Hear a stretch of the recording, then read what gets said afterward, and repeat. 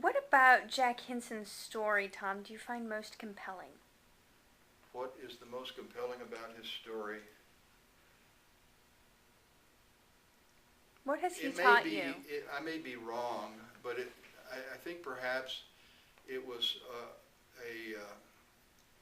an ancillary thing, a peripheral thing that I learned, and that was the degree to which the innocent civilian populace suffered in that war after the war passed through.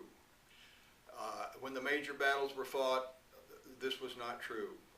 The Union officers and the enlisted men and the NCOs, as a rule, were careful not to abuse or injure the innocent civilians.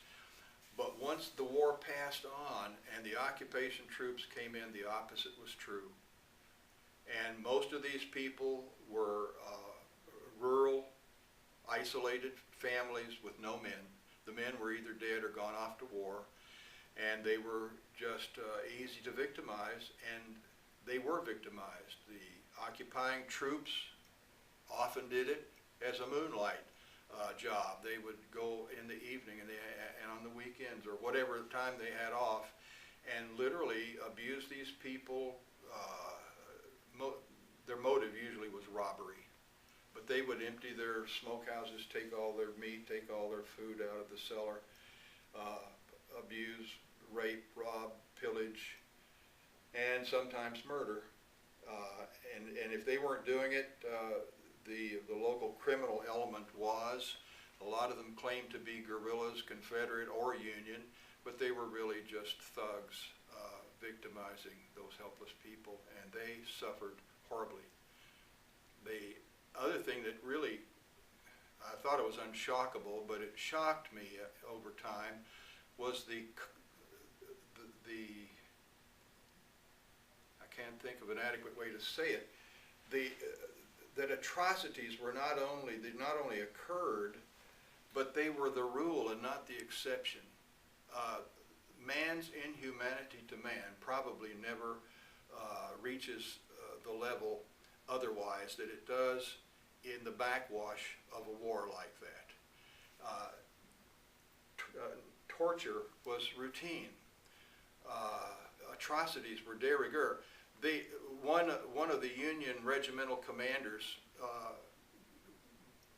who's known for his cruelty, captured 11 Confederate soldiers and had them executed one at a time and buried with their heads sticking out of the ground as mile markers along a stretch of the road. Another lieutenant that belonged to Forrest was home on leave to visit his father, and he was captured by this same unit, a Union cavalry regiment, and they tortured him to death, and in the process cut his face off, just removed the face, and nailed it to a tree. There were horrible things done. There was an old man in Stewart County at the heart of the area where the story takes place named Gray. He was a veteran of the War of 1812. He was a co-author of the Tennessee Constitution, a Baptist preacher, and he was old and poor. And some of these thugs came to his house one night and demanded to know where he had buried the money, because people always, they had learned to do that. They buried anything they thought might be valuable. But he told them he didn't have any. They didn't believe him, and they tied him to a plank and built a fire and literally roasted that man's feet until they realized that he must not have any money, or he would have told them. They rode away and left him there in agony. He did survive, but he was badly crippled for what remained of his life. And those things, as I said, were not the exception. They were the rule. They were just commonplace. Joe Bogard, I found his grave. In fact, his grave is almost within a stone's throw of that historical marker at Golden Pond that got me started on the story. He lived with his mother, who was a widow. He was her only man on the place, you might say, and he was 18 years old. And Union soldiers rode up one night of some description, home guards maybe. They were often the worst because they were the most poorly disciplined and not often well controlled. They seized him out of his home with his mother weeping and pleading that they would not take him. They took him across the land between the rivers and hanged him and castrated him, and only God knows in which order they did this, and just left him hanging there. His mother, word gets around in a place like that, and within a day or two his mother heard what had happened and where he was, and she took a faithful slave and a wagon and a mule and went over to recover his body.